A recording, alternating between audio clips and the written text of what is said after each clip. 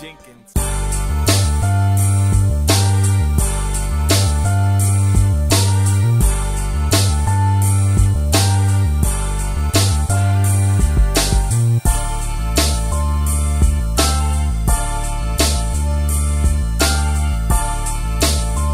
You motherfucking tube. It's your boy Rallo Jenkins here. Just want to talk about this what seems to be a construction plan of Al Haymon. You know, I predicted this with the regular guys on the round table and early last year. And it seems that that's kind of exactly what's happening. It seems that Al Haymon is building a wall around Keith Thurman to keep him away from a number of fighters. You know what I mean? I don't understand how Keith Thurman cannot be mentioned for a fight with Broner, for a fight with Khan, for a fight with Collazo, for a fight with Maidana, for a fight with Malignaggi. I've heard all of these guys' names mentioned recently. Just recently. I've heard Khan possible with Broner. Broner possibly with John Molina. Khan possibly with Collazo.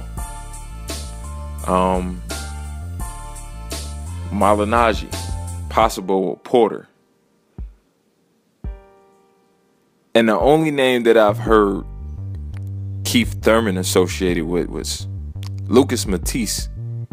Lucas Matisse, the 140-pound guy who just lost at 140 pounds. So, can somebody tell me this? Explain this to me. Why would a guy coming off a knockout win of a welterweight who was coming off a knockout win fight a guy who was coming off a loss at 140 pounds, and it wasn't even his first L? You know what I'm saying? It wasn't like it was the first time this dude tasted defeat. I don't get it. Why wouldn't, let's say, Amir Khan, since he's trying to get, this big mega fight, why wouldn't he be in line to fight Keith Thurman? Since AB All Day, the new Andre Berto, is the new gatekeeper, why isn't Keith Thurman being mentioned in that same realm? Why isn't Keith Thurman being mentioned as a possible opponent for Andre Broner, Adrian Berto? You know what I'm saying? Why isn't he being mentioned for a possible opponent for this guy?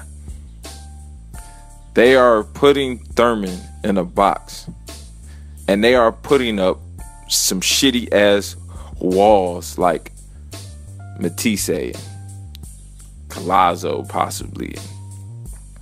I don't know, they're gonna dig somebody else up. You know what I'm saying? They're gonna put these walls around him and shit.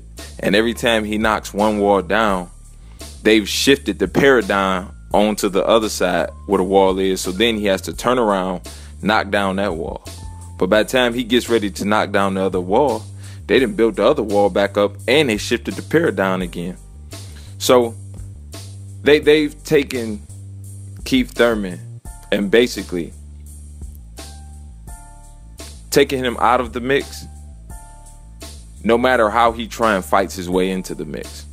And it's really fucked up. You know what I'm saying? I think it's a design plan by Al Haymon just to protect his pet.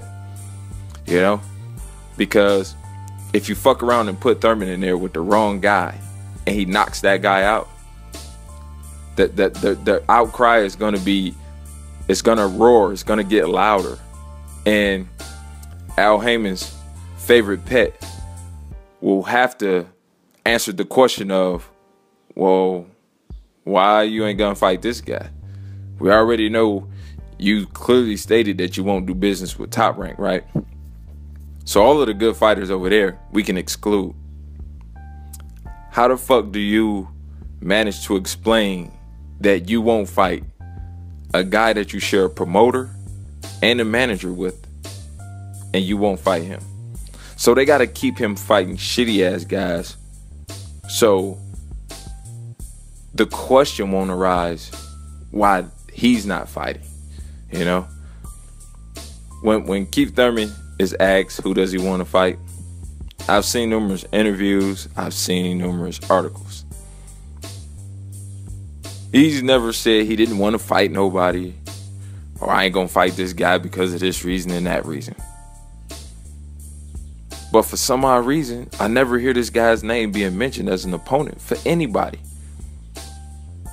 So since Andre Broner, you know what I'm saying, has resurrected himself already, you know what I'm saying, without basically dying and shit. He's basically merged into two people, you know what I'm saying. I guess we won't have to call Keith one-time Williams and shit. He's the new Paul Williams. The new man who's being ducked by the whole division and shit. You know, they're probably going to force him up to 154 and he going to fuck around and try and end up having to fight Canelo and Gulo and Laura and all these other guys. Because it seems very apparent that none of these guys at 147 pounds want to get in the ring with them. You know? Like I said, the only guy they've mentioned I've seen in print or spoken word is the 140-pound guy who just lost, which is Lucas Matisse. It's pretty fucked up, you know? It's making me lose a lot of respect for a lot of these fighters now. You know what I'm saying? Like, I lost a lot of respect for a lot of guys already. But now it seems like it's that trickle-down effect. So you had one nigga acting like a bitch all the time, and now it's starting to trickle down to these other fighters who all starting to act like bitches.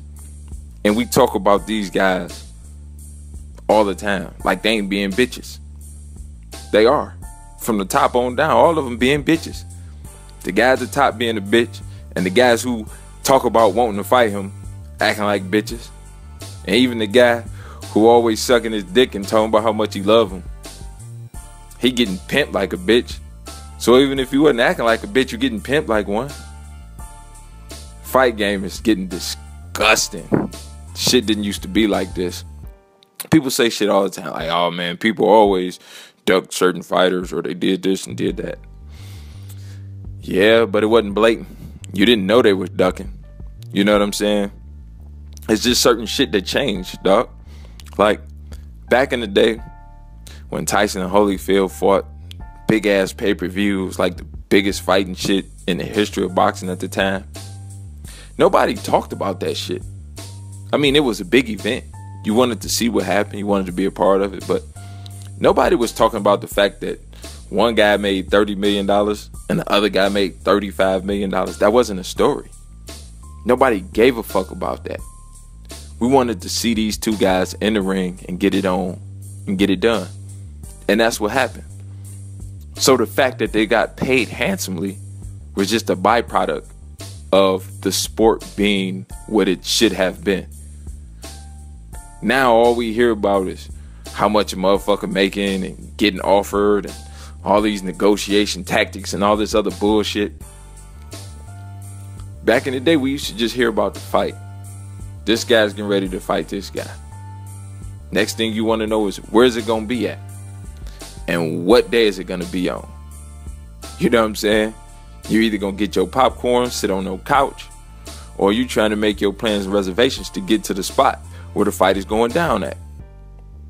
Now we got to tell stories about who's negotiating with who should be fighting who's ducking who, why this dude can't get a fight, why is this dude talking about this dude fighting so he can fight this other dude, all this other BS, man. You know, like, it's like sports are popular because of the simplicity of sports. A woman can follow an NBA game because she knows that if this guy put the ball up and it goes in a hoop, he's going to get 2 or 3 points. And if he's at the foul line, he's going to get 1 point. That's easy to understand. She knows that if this team scores more points than this other team, that they're going to win, regardless of how they got the points. If they slam dunks, 3-pointers, or free throws. If they score more points than this other team, the team who scored the most points is going to win. Playoffs. When playoffs come around, it's easy to understand that one team plays the other team and they play a best of 7 series. The winner, regardless of who it is, whether it's the Milwaukee Bucks or the Los Angeles Lakers, whoever wins the series goes on to play a winner of another series. And eventually, you'll have one team who won more series than all the rest of the teams. It's the same format in football. It's the same format in baseball.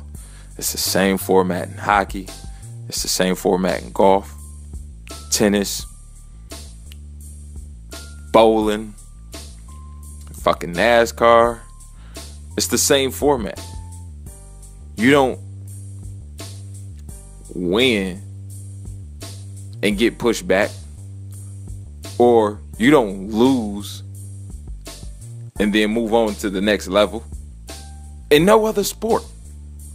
But for some reason, they've taken a sport and considered or tried to make a business out of a sport instead of the sport just having some business. All sports, all people make money, but that doesn't dictate the sport. You know what I'm saying? Colin Kaepernick is trying to negotiate for a big-ass contract. Whether he gets that big-ass contract or not doesn't negate the fact that he has to get on the field and perform. And depending on how he performs and the rest of the guys he's playing with perform, they'll either go on to the next level or they won't. But it won't have shit to do with whether Kaepernick gets this big contract or not, or whether he gets what he's asking for or not. Russell Wilson, if I'm not mistaken, the dude didn't even make $1 million this year. Does that mean that he shouldn't be the Super Bowl champ? Should his team not have gone to the Super Bowl because this quarterback makes probably less money than every other starting quarterback in the league? Nah. I don't got shit to do with it. That's what I'm saying. The business doesn't have anything to do with the product on the field. You still, it's simple. Your team wins, your team advances. Your team loses, you fucking go home. It's all to it. But in boxing, it's the only sport where we can build up some shit, keep this guy away from this guy. You know what I'm saying?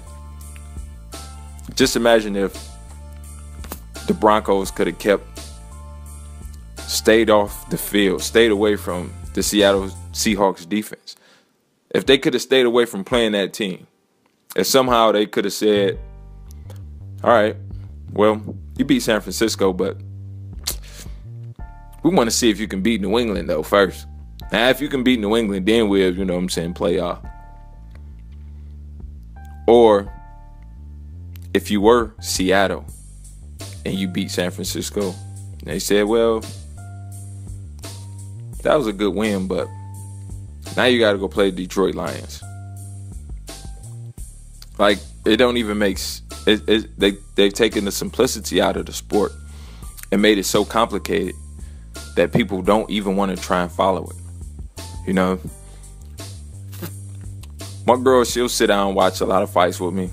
You know what I mean? Just based on, you know, just repetition. You know what I'm saying? Because I'm always watching boxing, so she has to end up watching some fights with me. Just period. But anyway, she'll ask sometimes, like, who's the champ? And so often, it's so hard to say that, who's the champ, because she'll remember some shit that I didn't realize she remembered. And I'll be like, damn, you know? So, like, I remember when she asked me about Paula Malignaggi and Adrian Broner and shit. And I was watching some YouTube where they was talking about the girl and all of that shit. So when the fight was over, she had said some shit like, oh man, I can't believe he said some shit about the girl in the post-fight interview, whatever. And when the fight was over, you know what I'm saying? You know, she talking about whatever, like, oh, that was kind of some hoe ass shit. And I remember talking about him winning the belt. And she was like, that was a championship fight? I was like, yeah. And she was like, well, I thought Floyd was the champ. And I'm like, how the fuck do I be like, well, yeah, he is, but he is too. You know what I'm saying? So now, if she was to ask about Adrian Broner, she knows that Broner shouldn't be the champ no more because he lost to Maidana. So then when Maidana gets ready to fight and lose his title, and she says, well, I thought you said he was already the champ or some shit. Then I got to explain, like, well, he was the champ already, but he just won another championship. Or he won another title. You know what I mean? Like, so now, is there more titles? And if there are more titles, shouldn't he be fighting all of the champions? So it's just so confusing. You know what I'm saying? And it gets even more confusing when you got a guy who does nothing but continuously wins. And by knockout, mind you. But for some reason, everybody is fighting somebody else on main events or supposed big fights. I just don't get it, man. I just don't get it. It's your boy Rollo Jenkins. Holla at your boy.